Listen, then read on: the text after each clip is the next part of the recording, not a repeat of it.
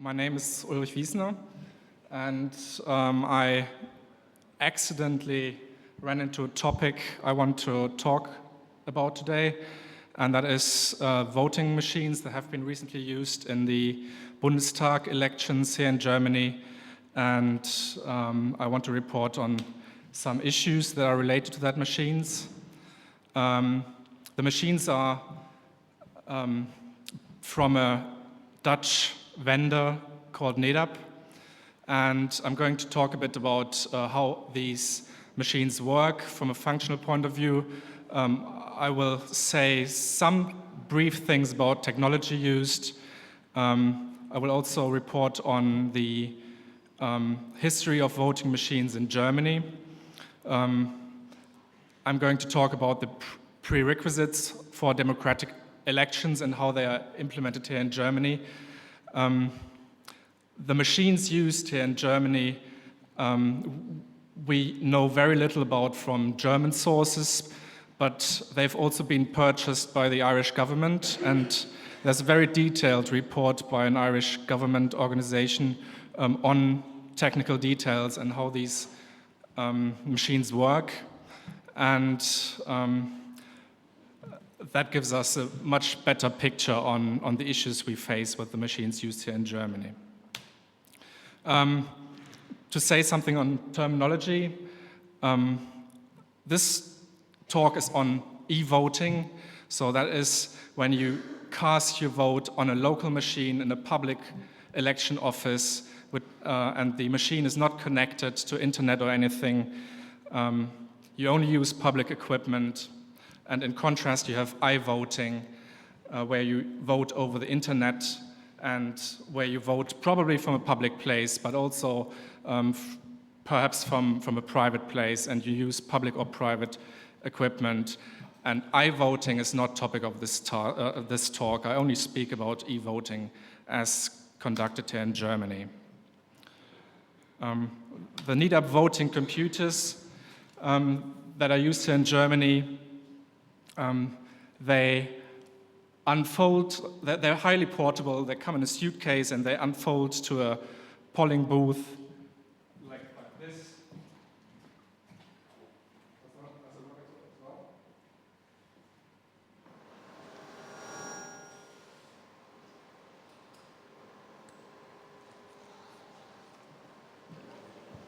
When I talk loud, can you understand me in the back as well? Okay. Basically, on the user panel, you have a replica ballot paper, a Stimmzettel, where the voter can select his vote, and you have a display where you control what you have voted. There's a control unit where an election clerk can control that you can cast your vote and that you can only cast one vote. And at the rear side of the machine, there's a printer which prints the election results, and there's also a memory card, a ballot module. Ballot box is a Urne, Wahlurne, a memory module called ballot module, which records the votes. Now, before the election takes place in a central election office,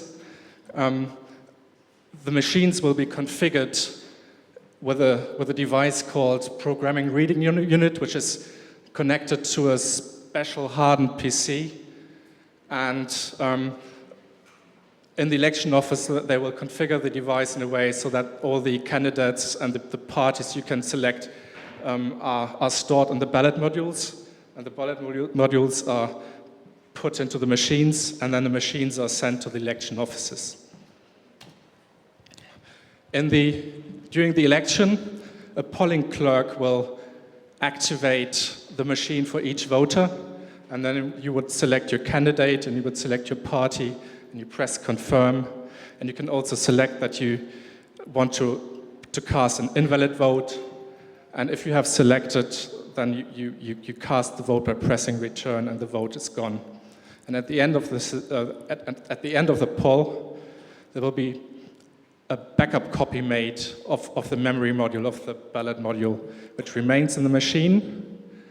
And the election results are printed and documented, and the ballot module itself is removed from the machine, and it's sealed, and it's sent to a central counting office.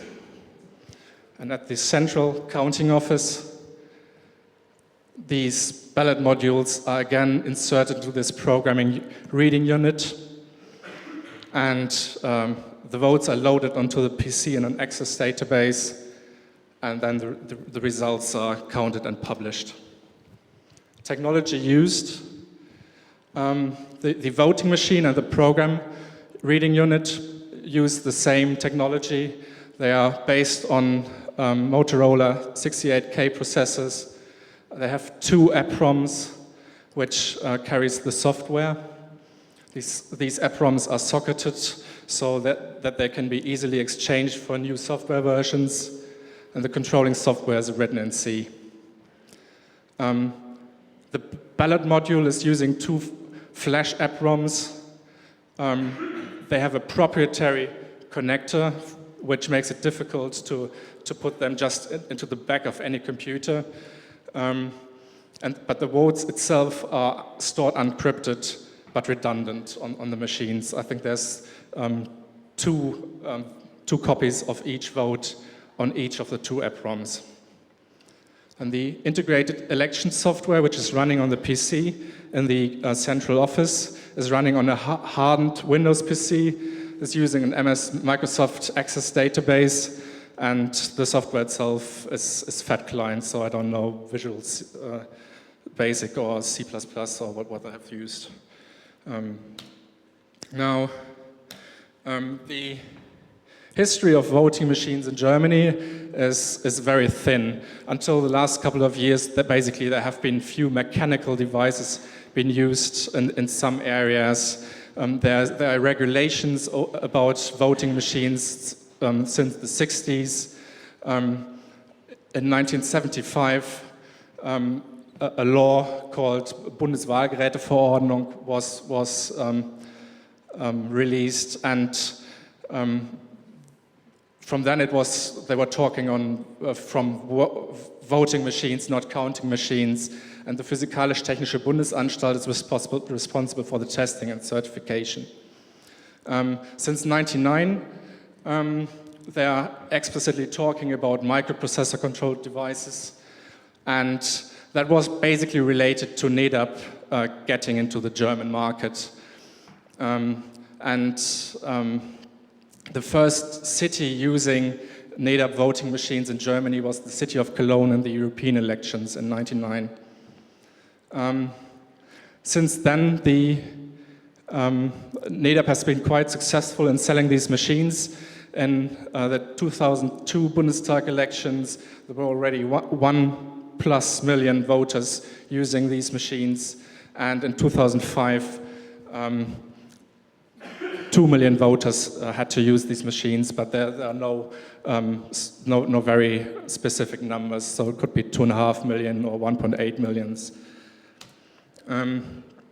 What is the certification and procurement process, and why are the machines only used in a few cities? It's basically the vendor applying for a certification of the machines, and on their cost, the machines are checked by the Physikalisch-Technische Bundesanstalt. And I think that's the history of the process, coming from counting machines and being more focused on electrical or mechanical devices than on software. So you would probably think that the Bundesamt for Software Security would be the appropriate agency to do these tests, but they are not involved at all. After the test, the Minister of Interior approves the certification, and then the per se decision is with the municipalities. So if a city decides to use these machines or not, it's really up to them. And that's also the reason why there's no good statistics about how many voters have been using these machines in the recent elections, because it's not reported upwards where they have been used. When a device is certified, then again, before each election, the Minister of Interior approves the usage in this specific election.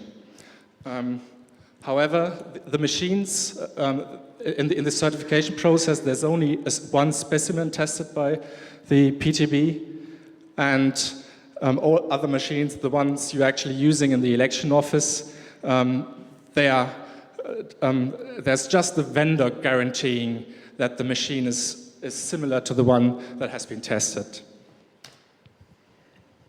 Why are the machines used at all? The typical reasons is that the municipalities find it harder and harder to find volunteers as collection clerks. The vendors promise significant cost benefits, and they also say that the machines are highly reliable and the user acceptance is as well. And actually, if you read the reports from the cities are excited. The result is there at 6 o'clock, and yeah, they have happy customers. The drivers to use the machine is more local elections than the federal elections, because the local voting systems are much more complex. You have vote splitting, you have vote accumulation, and the counting effort is significantly higher than in the Bundestag elections. Why is that an issue? You use cash machines every day, and why should there be an issue with the easy-to-use voting machine? Well, when you use a cash machine, you can count the money you receive immediately, and you also get a statement afterwards where you can check that the money you received is the amount that that was debited to your account. In a voting machine, you can, in this voting machine, you can neither check that your vote is actually recorded, nor after the vote you have an audit trail where you can see, like an account statement, that your vote is there. It's a voting machine is really like a credit card without statements, at least in the way they're used here in Germany. I would like to look in more detail into how you actually vote, because that gives us a better understanding of the individual steps and where there's security issues. Well, vote generation, I call, or traditionally, you mark your party or your candidate on the ballot paper. In e-voting, you select the button with your candidate, and then you cast your vote. That means you release the control over the vote by dropping it into the ballot box. Or in e-voting, you submit your selection, and the vote is gone. You lose control over it. Then comes vote recording, and traditional, that's trivial. That's just the vote, your ballot paper remains in the ballot box. And in e-voting, it's recording on a storage device, on the ballot module. And then afterwards you have vote counting, and traditionally that's just counting the paper. And in e-voting, that's the return of the counted values. Now, in a paper-based election, the first step, vote generation, is something that the voter can control, where the voter is sure what he has elected. And all the other steps are public. So you can go there and you can see that everybody drops his ballot paper into the ballot box, and you can stay in the election office the entire day to be sure that nobody fiddles around with it. And you can be there, you can be present in the voting office during the counting. So all this is verifiable, and you have to make some extra effort to do the same thing in an electronic voting process. So what are the prerequisites for democratic elections? In most countries, elections are said to be general. That means everybody can vote, not just selected groups. They are free. That means you can vote without pressure.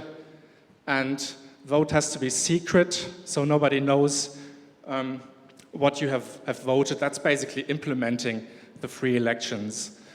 The vote has to be equal, so everybody has the same chance, and the vote has to be democratic, which means the votes have to be honestly counted.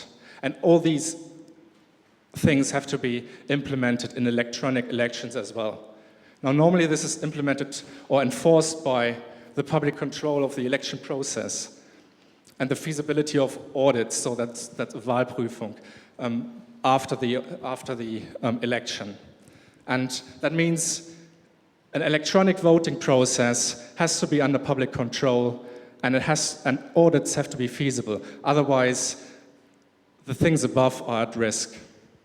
And this is common sense. So the OSCE member states, they have signed the Copenhagen Resolution in 1990, where they ensure that the votes are honestly casted and that they all allow the presence of observers, both foreign and nationals.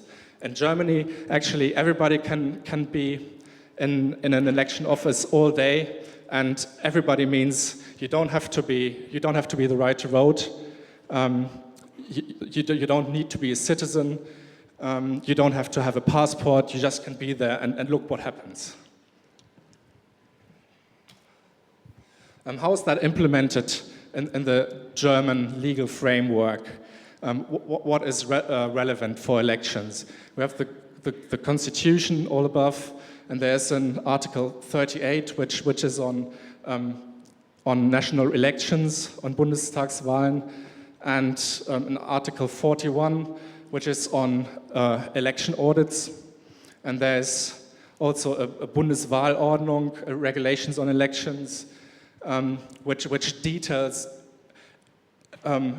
to almost hilarious detail how public control is implemented. For example, when the ballot box is open, then the election clerk has to speak loud out what he's doing, that he's opened the box, and then he has to read every single paper he's counting. So things that should be things are made very, very transparent in paper-based voting. Now, for machine-based elections, there's a certain Bundeswahlgeräteverordnung, and there's more details, construction guidelines for voting machines, and basically this is what the PTB, the Physikalisch-Technische Bundesanstalt, tests against. There's very little tests whether the stuff above is implemented, and this is where public control got left out. I'll probably keep this very brief. In the electoral law, in the Bundeswahlgesetz of Germany, there's several paragraphs which implement public control. There's paragraph 10, which says that all the election committee's work is public, that you can be present in any committee meeting. 31 says that the entire voting process, from the opening of the office at 8 o'clock and including the vote counting, is public. And then you have the regulations on voting machines, and interesting are these construction guidelines, which basically define that the PTB is doing the audit, that the source code needs to be made available to the PTB, that state-of-art technology has to be used, that security has to be appropriate for critical applications, and that undetected hardware and software manipulations have to be prevented. And well, there's quite some stuff about physical and technical stability of the machines, and this seems to be where PTB's core competency is. And I would be quite confident that all these requirements here are met, but the public control gets lost somewhere. Now, the certification process of these machines in Germany is totally intransparent. I tried to get the the PTB report from the Minister of Interior, but I didn't. They said they had to protect the interest of the vendor. So everything we know about these machines are basically from an Irish report that has been done last year. The Republic of Ireland purchased NADAP devices in 2003, I believe. And after a public debate, the government implemented a commission on the secrecy, accuracy, and testing of the chosen electronic voting system. And chosen means they bought it already. The report was presented in late 2004. And the Commission's conclusion is that they are not in a position to recommend with the required degree of confidence the use of the chosen system, and that this is not based on the findings that the system will not work, but that they are not confident that it will work. And I'm just going to some statements that this commission has been made, because I don't have access to the machines, but they had. And these findings of the commission are quite interesting. Regarding the feasibility of an audit, basically a Wahlprüfung, they say the NADAP system does not provide a full audit trail. There's no post facto method of validating that the votes stored in the data cartridge are the same as those entered in the keyboard by the voters, and we all know that. The software does what it wants, so just displaying the voter what he has voted doesn't mean that this is what you store on the memory card. In general, there have been concepts presented that audit trails are feasible with voting machines, and several concepts have been suggested. One is a paper trail, where just behind a glass window, a receipt is printed of what you have elected, and then this printed paper remains in the box and can be counted afterwards. Then there have been printer scanner concepts, where basically the vote casting and the vote counting happens in two separate machines. You use a machine to print a machine-readable ballot paper. You put that into a ballot box just in traditional voting, and then you have a second device, a scanner, which reads all these votes, and this is obviously auditable. And other concepts suggest that you use a card writer reader, basically, where you store your vote on a chip card, and then you take that card to a second machine, which confirms what you have selected, and then the card remains in the box, and is a receipt providing physical evidence of what has been voted. Now, how do we know which software is installed in the machine? At startup, the NADAP device displays or prints a software version and a checksum for both the EPROMs, and that obviously does not provide or ensure the integrity of the installed software, because the software or a manipulated software could print anything the programmer wants. What kind of checksum is there? That I don't know. It doesn't matter. So if you use MD5 or whatever method, the MD5 algorithm can't be part of the software. It needs to be independent. So the statement of the Irish report is that someone with access to NADAP source code could alter the program while also assuring that returned expected checksums are displayed correctly. And an exchange of the ROM chips, including fraudulent presentation of the checksums, cannot be avoided by software and by means of sealing only. Now, they go into more detail regarding the security provided by the sealing. In practice, it took a technician about 40 seconds to open the machine from the back. We observed that the controlling program chips are actually socketed for ease of access. Therefore, there's little to prevent removal and substitution of the program. We estimate that 2 minutes of unauthorized access would be sufficient to switch programs. And further, the seals on the voting machine peel back equally easily. 4 Phillips screws had to be removed. And the seals are actually, even in Germany, they are vendor seals, so they're not official seals by the government. So there's also no control over where these seals are distributed. And the ballot modules, the memory cards, the votes are stored unencryptedly. Standard components are used. Specifications of these EPROMs are available on the internet.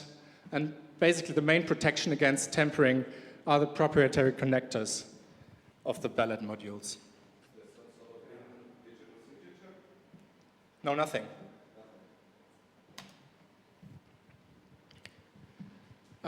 The integrated election system, that's the software running on that PC, which is used for configuration and the post-voting counting. It's not subject of the certification process in Germany at all. And well, in Ireland they say it's running on hardened PCs. I didn't find anything on if there's any differences in Germany. But basically, the Irish report says that multiple versions of this software can be installed in the same PC. Older versions can be installed over newer ones. And the usage of a hardened PC at all is not enforced. So you can take the software, install it on any PC, and use it and connect the reading and programming unit to that machine. And actually, the Irish report provides a step-by-step guideline how to overcome the security measures of the hardened PC. So the report's conclusions on the security of the entire system is that the voting system is 1980s technology. In the 80s, the threats of this kind of technology were not as well understood as today. Furthermore, many defensive countermeasures have been prefected in the meantime, which are not deployed here. Security, such as it is, relies largely on the long discredited concept of security through obscurity. It is a well-established principle of the world of electronic and computer security that this is inadequate.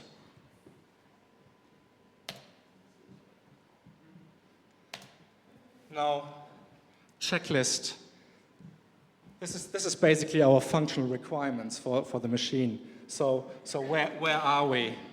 I'm sure the software does what it should do if it's installed. So it's counting the votes as it should, and I'm also sure that PTB has successfully tested the physical stability of the system. Software and data security is at best yellow from the results of the Irish report. Now, regarding feasibility of audit and public control, that is not implemented at all. So the conclusion is basically the voter's control over of your personal vote. It's impossible to determine if you have voted at all. And the public control of the entire process, it's impossible to determine if the installed software is the certified one. And the funny thing is, the Minister of Interior totally relies on the vendor here. Not even them check that the software installed is the one they have bought. It's impossible to know if the software counts correctly. It's impossible to determine if the votes have been stored as cast and that they haven't been manipulated afterwards. It's not possible to have an audit afterwards. It's not possible to know if afterwards to check if the installed software was the certified one. The technical requirements by the Bundeswahlgeräteverordnung are unlikely to be met because the security measures in place are obviously not state-of-the-art, and it's also not possible to detect software manipulations as required by the Bundeswahlgeräteverordnung. So what is needed? Obviously, public control over the voting process and the feasibility of audit needs to be implemented for any voting machines used. The certification process of the voting machines and the test results need to be transparent and published. This is, in the moment, totally intransparent, and that's unacceptable. The installed software needs to be authenticated on every single machine before elections in a public process. And the current absence of an audit trail and the intransparent certification process are unacceptable for a democracy. So basically, the only one who can be sure that the devices are working is the Minister of Interior. And that's a very comfortable situation that probably the one or the other minister in other states is very jealous on.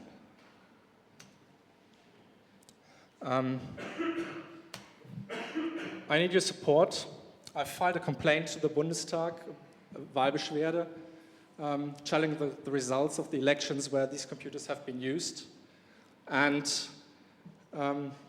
if the parliament rejects the complaint, the next step would be to go to the Constitutional Court. And I need 100 supporting signatures in case of rejection by Bundestag. So if you are a voter in Germany and you consider to support me, please write me an email, and I will contact you when I need your help. Thank you.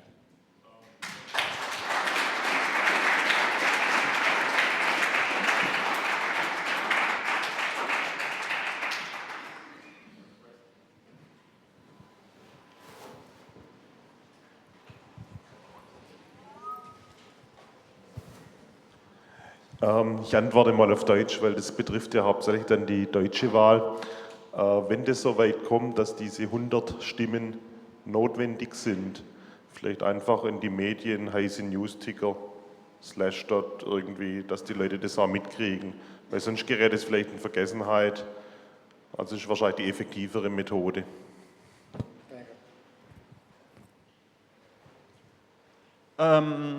The situation in the Netherlands should be quite similar, but there would probably be a lot more voting machines from NADAP installed. Yeah, I don't know anything about the distribution of the machines in the Netherlands, but I've read somewhere, yes, they are used in the Netherlands. I've used them for 12 years, at least. Yeah. As I understand, there's certain flavors of the installed software for certain countries, but the hardware architecture and the security concepts in place are certainly the same in Ireland and in Germany and in the Netherlands, yes. That means that it would be useful to have the same action also in other countries where they have the machines. Of course, yeah.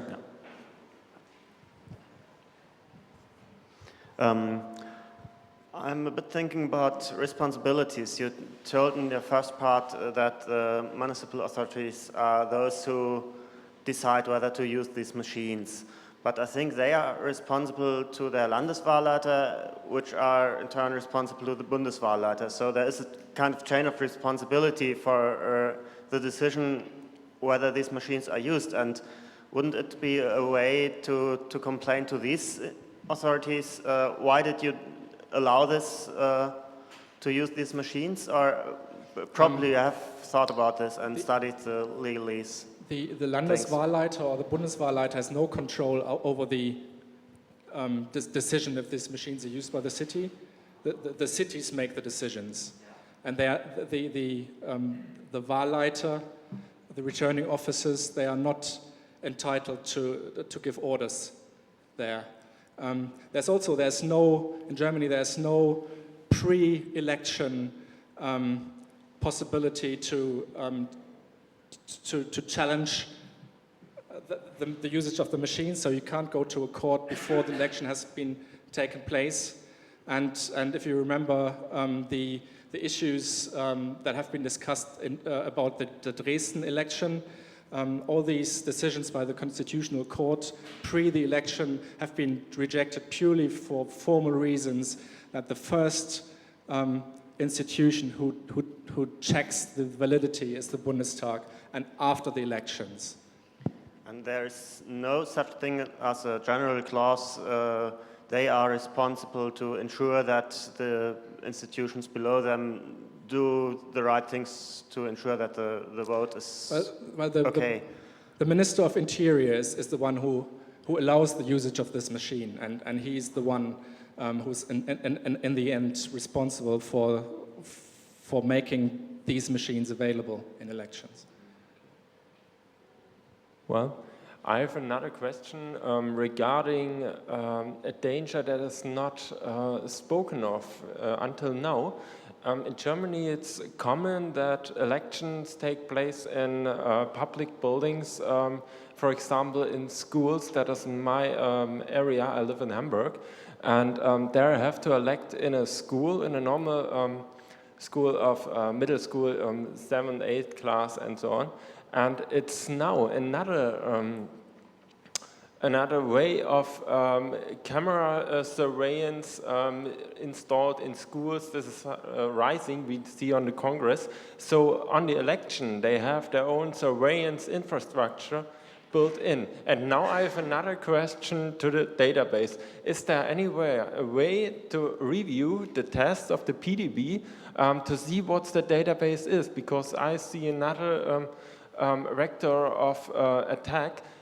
If somebody gets in access to the content of the database and in the same moment to the access of the content of the surveillance databases anywhere in the buildings, he could see a time, the time managing. Somebody leaves the building, somebody enters the building, and in this time the vote takes place. So maybe a person binding can take place.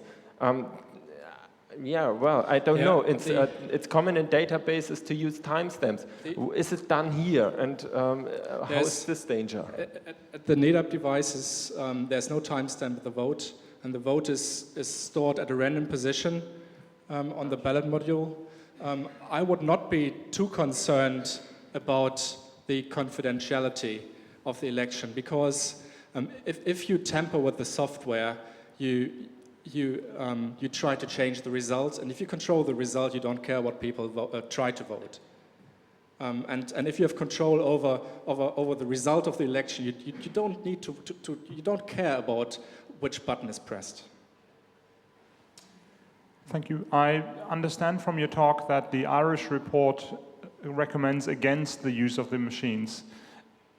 Has that had any influence on the usage of those machines in Ireland? Is the usage of the machines in Ireland discontinued? As far as I know, the machines have not been used in Ireland so far. I have a couple of remarks. One is, you said that the software was programmed in C, and it has been shown several times that C is an absolutely inadequate language to do critical programming. There are programming languages far better suited for that. There is, for example, a dialect of ADA that is used by Praxis High Integrity Systems in England. That is a dialect of the ADA language, which can, by complete formal methods, completely eliminate runtime errors like division by zero and some things like that, and would probably be a more adequate choice in this case. The other is the only way to really make electronic voting verifiable and accountable is to use what is called a voter-verified paper ballot. That is, as opposed to a voter-verifiable paper ballot. Voter-verified paper ballot means for every vote that is cast, a paper ballot is printed, and the voter is required to verify that what is on the paper ballot is actually what he voted on the electronic machine. And the voter must be able to verify that this slip of paper is actually put into a standard ballot box, so that there is a paper ballot for every vote cast that is completely transparent and public and can be verified and recounted. Yeah, that's certainly one of the suggested options for making audit feasible. But even so, if you use voting machines that use voter-verified paper ballots, there still would need to be someone in the end to challenge the electronic result to enforce a paper recount, usually. If you always do a paper recount for the official results, then you don't need electronic voting at all. Yeah, but and that's, so if that's not our problem as a voter. Yes. That is the point, yes.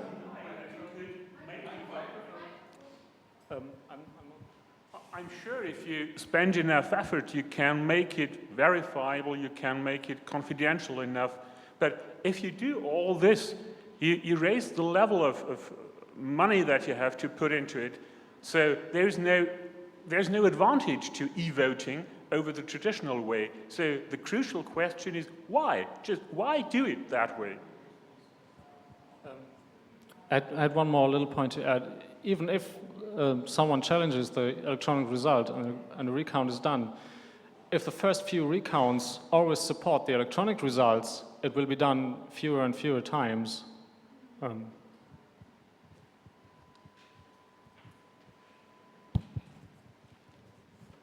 Yeah, I'd like to respond to the remark concerning the language C chosen to do the programming. I think the requirements and the complexity of the problem that is implemented here is definitely low enough to do it in any higher language you choose, even C. I don't see really a problem here by choosing this language. I don't think so.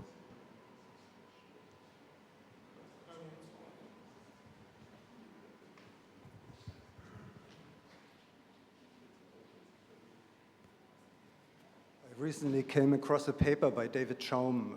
I don't think it's necessary to explain here who David Schaum is, but he worked not only on electronic cash, but on e-voting systems as well. And in his paper, I think it appeared last year, he worked on well, an electronic way of verified audit trail on e-voting. And in this paper, there is an interesting statement by him. He refers in it to the traditional paper ballot as the gold standard of voting systems. So my question essentially is, if we have already a gold standard for voting systems, why would one ever think about replacing it? Do you have any idea? Well, the drivers... You may be the wrong person to ask, but I think that's the... one has to talk about motivations here. I mean, so yeah, I believe that the drivers are obviously the costs. I'm not pleading for voting systems here. I'm pleading against the issues which are currently on the plate here in Germany.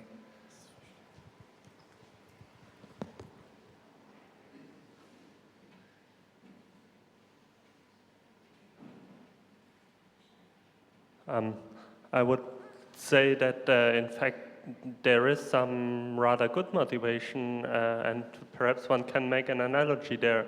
I mean, there has been some reason to switch from gold to, say, electronic cash. So there are advantages, I would say, if you just get the results some minutes after voting finished. Well, this is something. You might say it is not really necessary, but after all, I mean, placing persons there that have to stupidly count votes is perhaps something that does not make that much sense.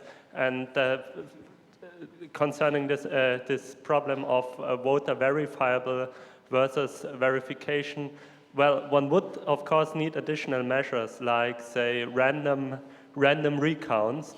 But I don't think that e-voting is something that cannot or should not be done under all circumstances, but it has to be implemented properly. And this is the problem, I think. It is a problem of implementation, not so much of concept. Well, I tend to agree that that you probably can implement fair e-voting systems, but I tend to disagree that it is relevant when the result is available or what costs are involved with counting. The things that have to be implemented by election, whether you do it in a paper-based way or whether you choose e-voting, is that the elections are fair and that the elections are free and that the results are accurate. And this is where the priorities have to be. And everything else, like costs, that is minor issues. Hi. I come from Vienna and I'm a member there in a voting commission since years, and we had the last vote 3 months ago. And first of all, I'm against everything what's called e-voting or voting machines, because they're roughly non-democratic. I say it like, I want to point this out. We have a couple of problems. First of all, they want voting machines to bring out a very fast result to the public, because votes tend to be more and more entertainment show for one night. And the media asks us for fast results. So even in the voting commission, we do a pre-count, which we do within 30 minutes. And then we send out per telephone the results to the Minister of Interior or to the Viennese community, and then we start the counting procedure again to make it accurate, only because that someone can give us a result within 30 minutes after the election. Okay, we do the work, we sit around more about 2 hours, 3 hours after the election and count every ballot and count every vote, because we have to do that. We sit around discussing in the commission if this vote is accurate or not, and what is the intention of the voter. And this can be done quite, let's say, of course it's politically influenced. There are all the parties sitting around, and we try to find out if the vote is not so clear, what is the intention of the voter. I don't want to bring in some examples because they're quite funny, but anyhow, it's not the right place here. But we see a problem that in the new, let's say, new democracy, where we have a couple of possibilities to give up the vote, not only for the party, but also for a person which is on the list, and the list may be quite huge, and it may be quite complicated.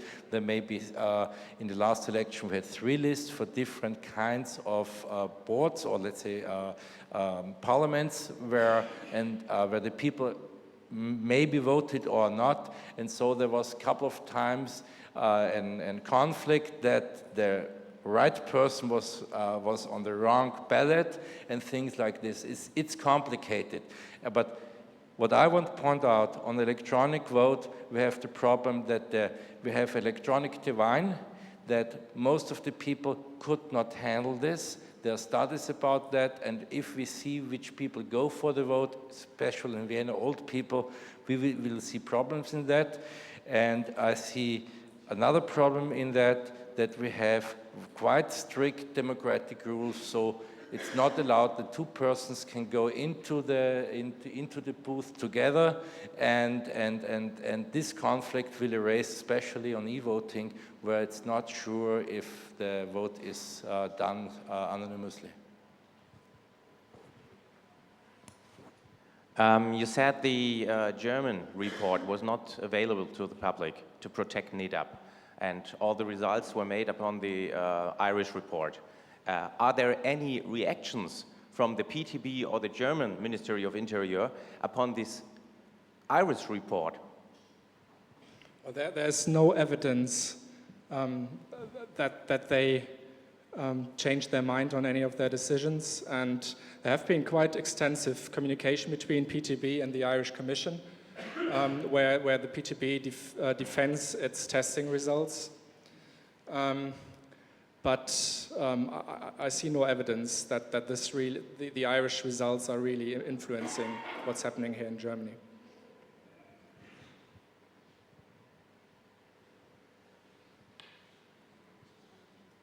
Simple question: are there any other allowed machines in Germany other than a NADAP? This is the only microprocessor-controlled device which is allowed. There's 2 other machines which are allowed, but they are, I believe, mechanical or electromechanical devices, like slot machines. And yeah. So basically, the exponential growth of the distribution of NEDAP here in Germany, that implies that probably with the next election we might have 4 million of voters using NEDAP or more. So it's not far in the future that by manipulating the NEDAP software you can control the result of the Bundestag elections. Yeah. I'd like to respond to your claims. I think that electronic voting machines can very well be democratic machines, because what is counting of votes? Counting of votes is a stupid task. It's a very stupid task. Why do you think so? It's just counting.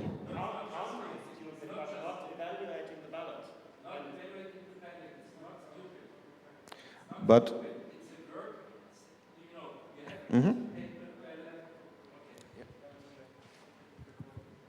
You have a piece of paper as we had in the last vote, and it's messed up with shit. And there's a cross with shit on the paper. So how do you count this ballot? Do you count the ballot or not? Why? Because the cross was made on one party. Why do you don't count the ballot? Why?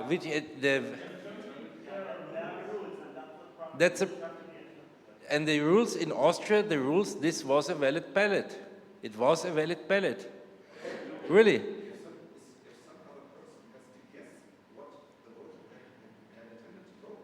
No. You have to count this ballot because that's the rule of the election laws.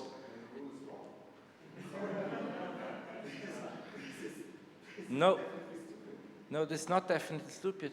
It's okay. It's also, let's say, someone is striking out all parties and leaves one party left. This is in the law. It's written. There's an example in the law. Then this vote counts for the party which is not striked out. That's clear. And another one is if you cross the complete ballot, and in the middle party, we have 7 parties, in the middle party is the cross comes in the middle. It's depending how the cross is made. So this is one thing. But another thing is on written, we have to in Austria we have to write in the name of your favorite candidate. You can write it in. So what is messed up if we have 3 candidates in one district, father, son, and daughter, and we only have the surname? How do you count that? Yes, but maybe it could solve that special problem.